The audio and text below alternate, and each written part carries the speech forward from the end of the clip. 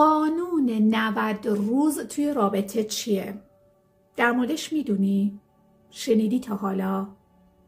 چی هست؟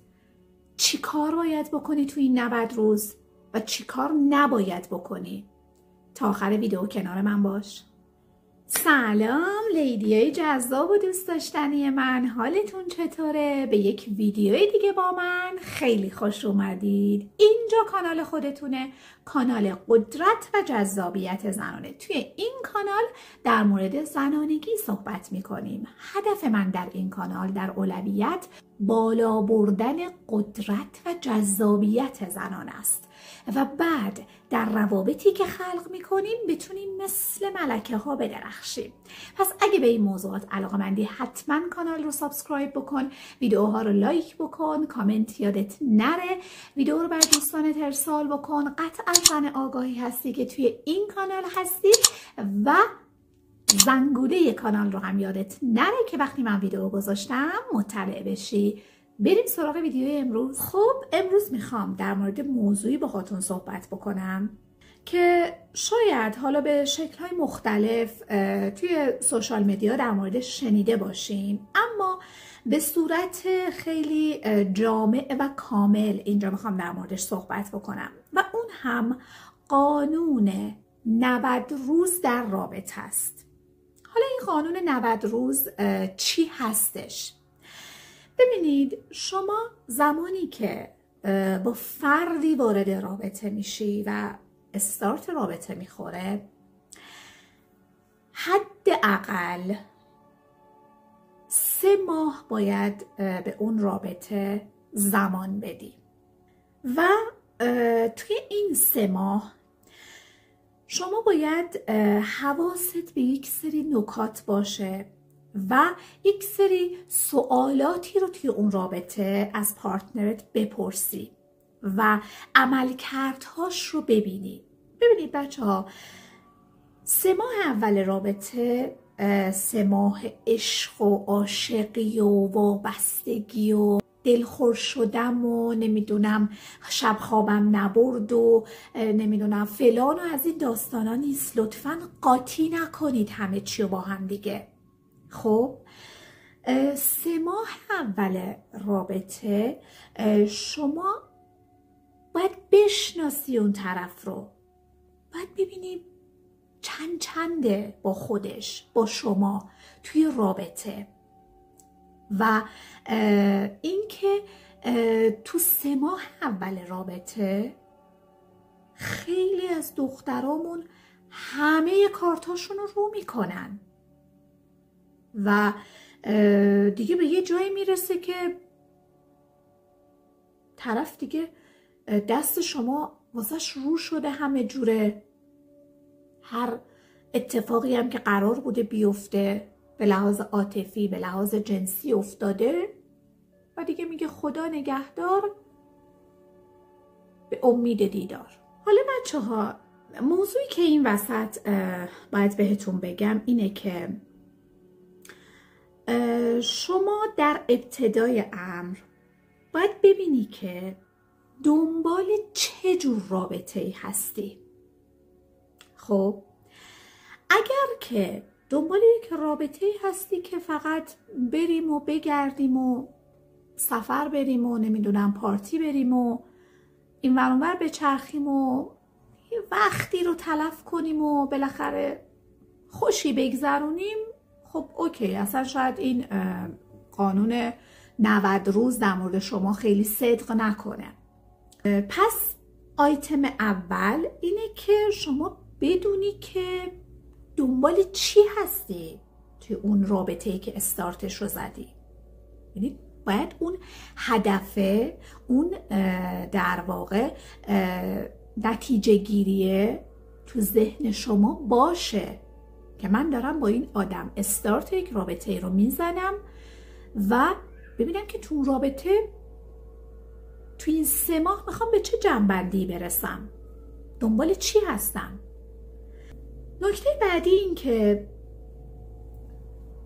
خیلی سریع نباید اعتماد بکنید و وابسته بشید و همه کارتاتون رو بکنید. خب تو این 3 ماه باید حواستون به این نکاتی که میگم باشه. یعنی اولا اینکه بدونید برای چی داری با این آدم دوست میشی، برای چی اصلا پذیرفتی که با این آدم وارد رابطه بشی. بعدش هم نباید انقدر راحت اعتماد بکنی، وابسته بشی، همه کارتاتو رو بکنی، به لحاظ عاطفی درگیر بشی، به لحاظ جنسی درگیر بشی و دیگه همه چی رو وابدی. مورد بعدی این که ترس اینو نباید داشته باشی که ای وای نکنه الان من اینجوری بگم این کارو بکنم، اونجوری بگم طرف بذاره بره و اینو از دستش بدم، دیگه مرد خوب پیدا نمیشه. اصلا همچین چیزی نیست بچه ها. این ذهنیت رو اصلاح بکنید. این همه مردهای خوبی هم وجود دارن. اینجوری نیست که همه مردا بدن، همه زنا بدن. اصلا همچین چیزی نیست.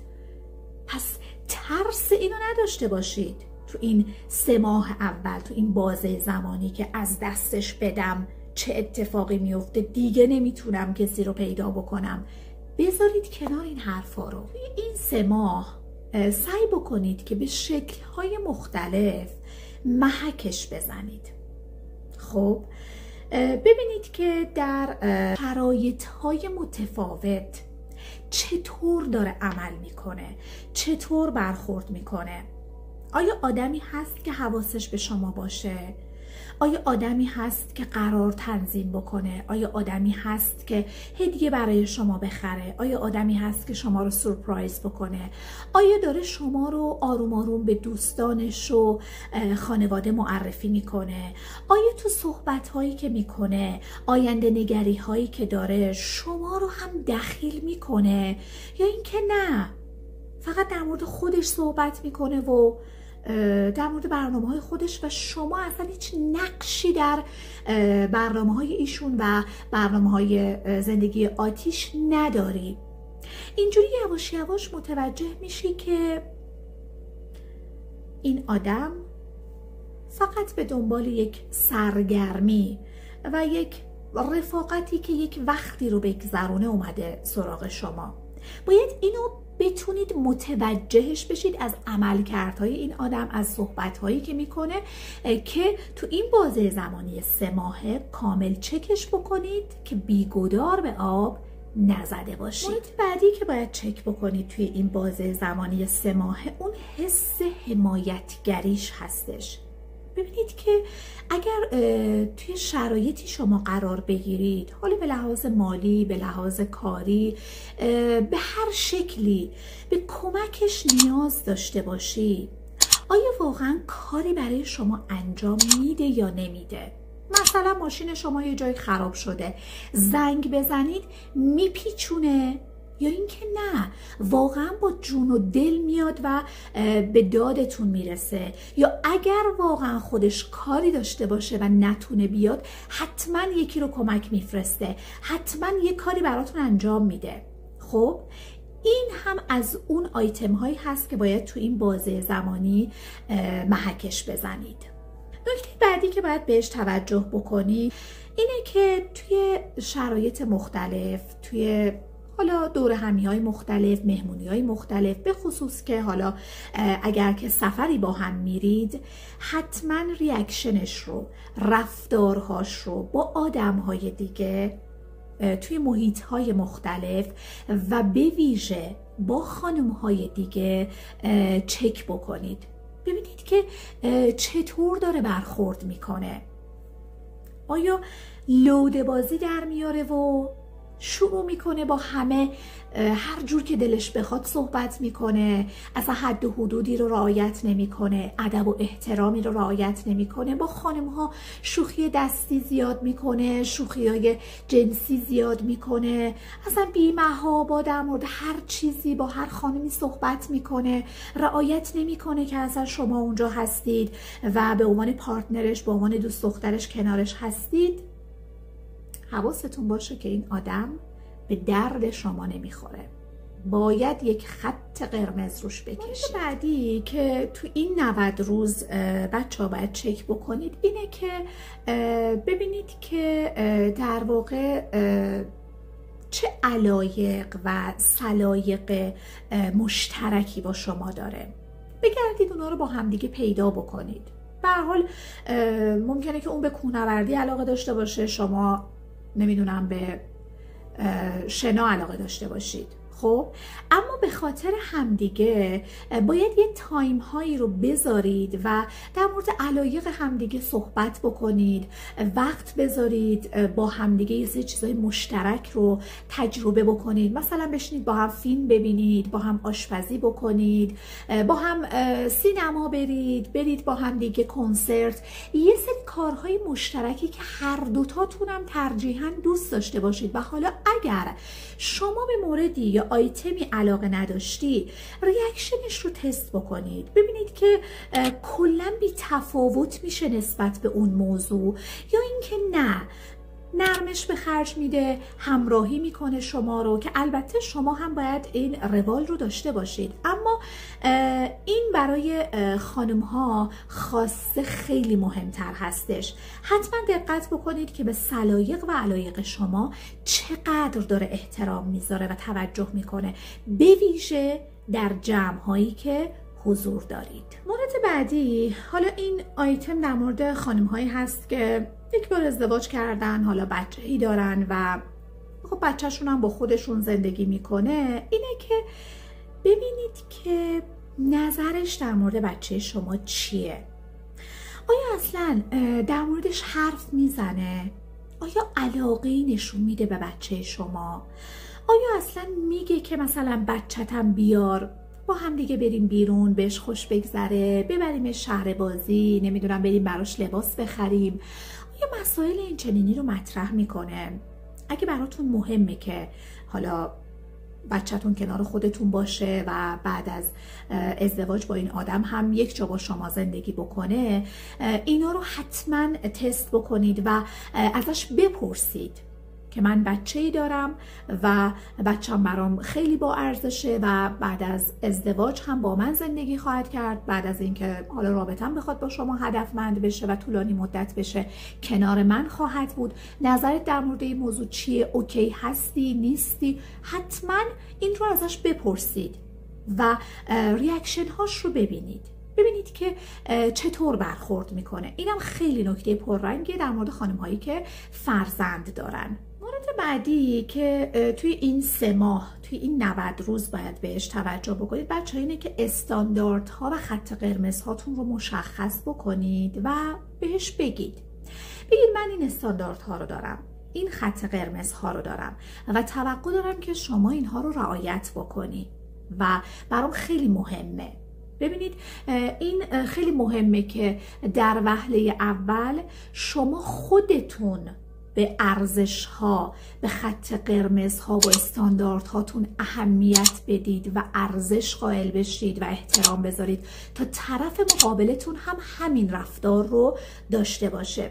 و نکته‌ای که اینجا میخوام بهتون بگم اینه که اینم برمیگرده به این که شما چه نگاهی به اون رابطه دارید. همون ابتدای ویدیو هم عرض کردم، ببینید که چی میخواید اصلا از اون رابطه. اگر دنبال سرگرمی و یه رابطه گذری لحظه‌ای هستید که خب هیچی، اما اگر که دنبال رابطه‌ای هستید که هدفمند باشه، حتما در مورد خط قرمزها و استانداردهاتون خیلی واضح باهاش صحبت بکنید. مورد بعدی و مورد خیلی پررنگ اینه که ببینید که با خانواده‌اش، به ویژه با مادرش و خواهرش یا خواهرش چطور رفتار میکنه. ببینید مردی که من تو ویدیوهای قبلی هم در مورد این موضوع صحبت کردم که به مادر خودش احترام بگذاره، به شما هم احترام خواهد گذاشت، چون اون مرد توی اون خانواده و زیر نظر این مادر تربیت شده و تحویل جامعه داده شده. خب و نقش اون مادر خیلی پررنگ هستش توی تربیت این آقا. پس رفتارش رو، عملکردش رو با مادرش ببینید، با خانوادهش ببینید که چطور برخورد میکنه. آیا بی احترامی میکنه؟ آیا بی توجه؟ اهمیتی نمیده؟ و از این بابت خوشحال نشید. اگر که توی رابطه با شما هست و نسبت به مادرش بی تفاوت و بی اهمیته و مثلا خواهرش اصلا براش مهم نیست، خیلی خوشحالتون نکنه این موضوع، چون مردی که این طور باشه در نهایت نسبت به شما هم یک همچین واکنش هایی رو در آینده خواهد داشت. مورد بعدی اینه که به لحاظ بعد مالی ببینید که چقدر میتونه در واقع توی زندگی حمایتگری بکنه از شما و ساپورت بکنه اون زندگی رو، اون بچه ها رو، شما رو.